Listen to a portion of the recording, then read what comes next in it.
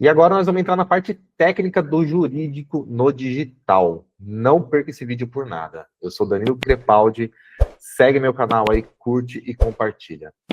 Mais uma vez aqui estou com a Érica e a gente vai falar um pouquinho sobre direito no digital. Érica, por que os contratos são tão importantes no digital? Na verdade, acho que não é só no digital, né? Em geral, mas no digital ninguém fala sobre isso. Oi, pessoal, eu sou a Érica, advogada, especialista em negócios digitais, e hoje a gente vai falar um pouco mais da parte técnica. O Danilo me perguntou por que os contratos são tão importantes no digital. Realmente, Danilo, os contratos não são importantes só no mundo digital. Porém, no digital, muitas pessoas ignoram essa parte extremamente importante. Tem muita gente que acha que a internet ainda é uma terra sem lei e que não precisa fazer contratos. Porém, o que eu tenho visto no meu dia a dia com muitos clientes é que a falta de contrato deixa todo mundo à beira da loucura. E eles tentam consertar um negócio que não tem conserto, ou que até tem, mas depois de muita briga e de muito gasto. O contrato ele é importante por quê? Porque nesse documento você vai colocar as obrigações das partes, os prazos para você cumprir o que o seu cliente está contratando de você, o que você deve fazer, o que a outra parte deve fazer, qual que é o prazo de duração desse serviço, o que acarreta em caso de rescisão contratual sem informação, sem pedir, eu fiz um contrato com você hoje, amanhã eu não quero mais. Não, não é assim. Sem um contrato, tanto no digital como no mundo dos negócios normal, você fica muito vulnerável às outras partes. É cliente que não paga, é prazo que não é cumprido. Então, o contrato ele é um benefício para mim e para você. Mas é só a empresa que tem que ter contrato? Não, você como gestor de tráfego, você tem que fazer contrato com seus clientes. Um afiliado digital, ele tem que ter contrato com o produtor, seja ele infoprodutor ou produto físico. Só que muita gente ignora o fato da necessidade de ter um contrato e também da importância que esse documento tem na vida para você poder escalar, para você se proteger, especialmente em caso de litígio, quando a relação não dá certo. Legal. Eu percebo que as pessoas só dão valor a hora que perde, né? A hora que, nossa, por que eu não fiz o contrato? E aí já era, ou sai muito caro, né, para depois recuperar, para tentar consertar, se é que há conserto, dependendo do caso. Sim, isso acontece muito. E outra coisa muito interessante é que as pessoas hoje em dia, até meio que saindo dessa parte do contrato, indo para a inteligência artificial, mas ficando na mesma parte. E por que eu tenho que contratar um advogado para fazer contrato ou para revisar um contrato, se o chat GPT faz para mim?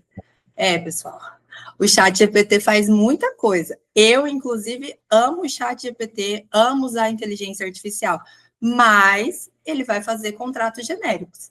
Ele vai fazer ali o que ele busca em toda a experiência dele, né? Mas quem precisa, quem vai te auxiliar num contrato personalizado para você, para o seu trabalho, para o seu serviço, para a sua empresa, é um profissional qualificado, que é um advogado especialista em contratos. E no digital, um advogado especialista em direito digital. Perfeito. Vamos falar um pouquinho agora sobre LGPD. O que é e como pode prejudicar um negócio?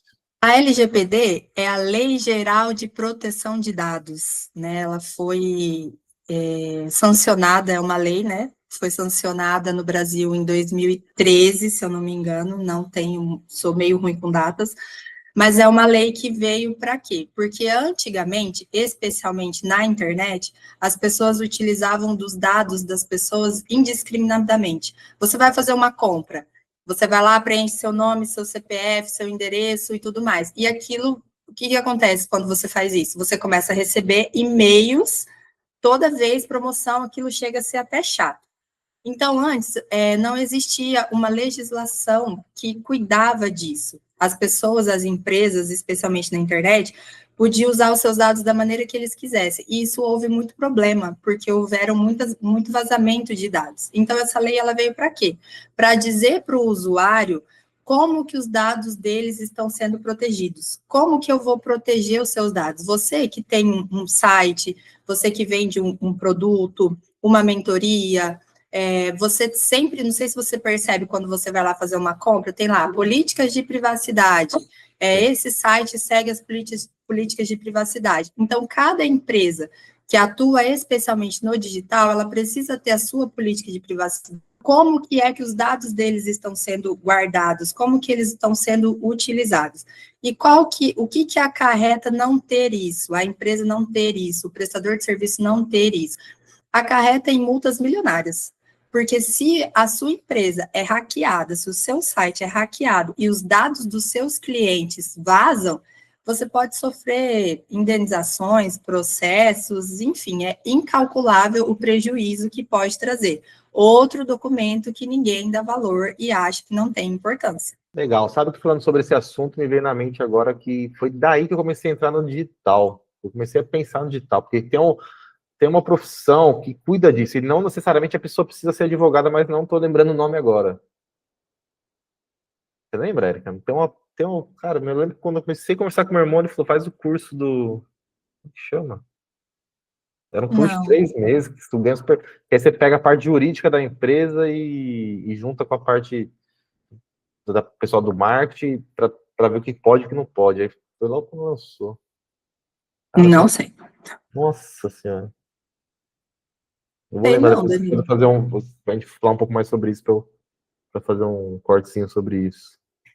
Não sei. Depois a gente pesquisa. Tá.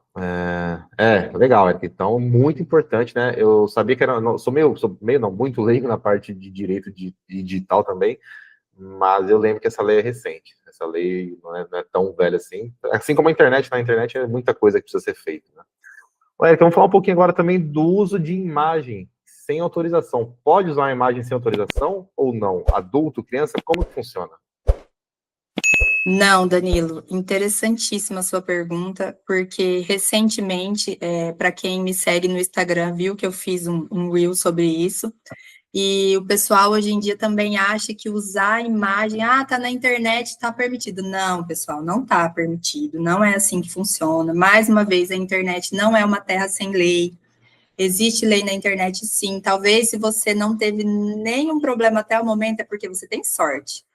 Então, assim, não pode, especialmente de crianças, você não pode usar a imagem de ninguém sem autorização, mas especialmente de crianças e adolescentes, porque a gente tem um código, um estatuto, né, da criança e do adolescente, que é o ECA, que fala que utilizar a imagem sem autorização dos responsáveis é passível até de crime, além de indenização. Então, assim, para você usar uma imagem, você, por exemplo, você é um prestador de serviço e você tem o seu Instagram. Mas eu sou uma clínica de estética, eu vou filmar. Ela sabe que eu vou filmar? Não, ela não sabe. Se você não pegar uma autorização por escrito daquela pessoa, você não pode postar ela. Porque ela precisa autorizar o seu uso. Recentemente... Oi? Desculpa interromper, uma pergunta. Quem que faz isso hoje? Ninguém, né? Você vê todo mundo filmando, todo mundo postando e não vê ninguém pedindo autorização para nada, né? Incrível. Até dá ruim, né? Muito. Érica, problemas para estabelecer conexão com a internet. Olha o corte. Mas o que a Alexa tá falando aí? Manda Alexa se metendo no meio da gravação do podcast. Érica, voltando um pouquinho da LGPD, eu pesquisei aqui, eu lembrei, eu estava falando que foi daí que eu comecei a entrar um pouquinho, né? Comecei a despertar a vontade de entrar no mercado digital.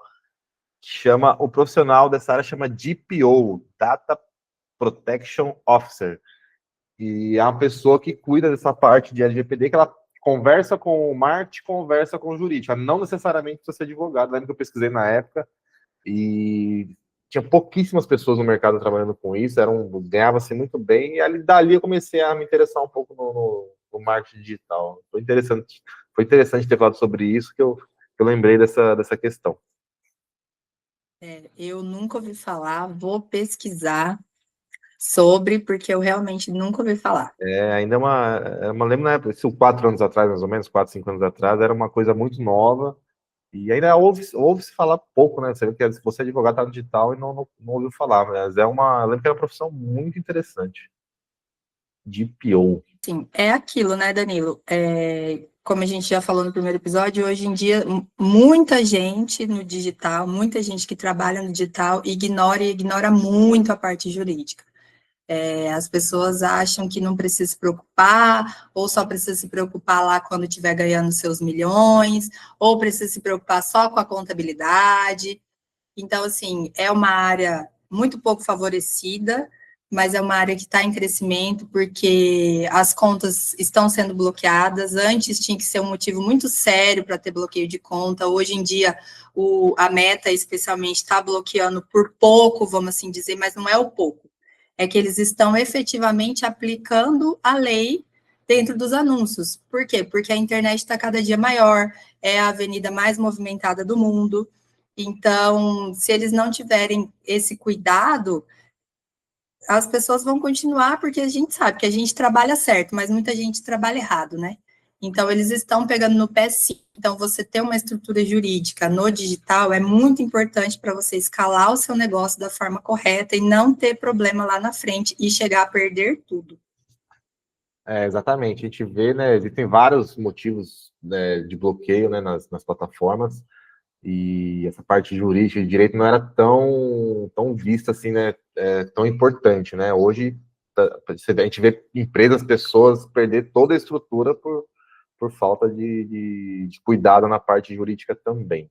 A gente vai falar muito também sobre bloqueios aqui nas plataformas em outro vídeo. E um outro ponto importante que você tocou também é contabilidade. Vamos ver se a gente consegue trazer alguém aqui para falar sobre contabilidade, que é um outro assunto que também quase ninguém fala. E tem muito contador aí que faz um monte de coisa errada porque não tem especialização no digital, né? Então, é importante também outro assunto que as pessoas podem perder muito dinheiro se não fizer da forma correta. Então, nós vamos abordar isso também logo mais aqui no nosso canal, parte de contabilidade no digital. É isso, pessoal. Esse foi mais um conteúdo que a gente deixou aqui para vocês. Fiquem acompanhando. Mais uma vez, se inscreve no canal, curte, comenta, compartilha e não perca os próximos vídeos. Como eu digo sempre, crescer sem blindagem digital é crescer com medo e em cima de areia. O marketing vende, o direito protege. E eu e o Danilo fazemos os dois. Pessoal, e aí, curtiu? Eu quero uma ajuda de vocês, novamente. Comenta aqui, se estão gostando, nos dê sugestões também de assuntos, nós vamos abordar aqui, tá? Então, quero agradecer. Não perca os próximos vídeos, vamos falar muito ainda sobre marketing digital, direito digital com a Érica, nossa especialista, tráfego pago, inteligência artificial, vendas, mentalidade. Então, continua aí no nosso canal, segue a gente, curte e compartilha.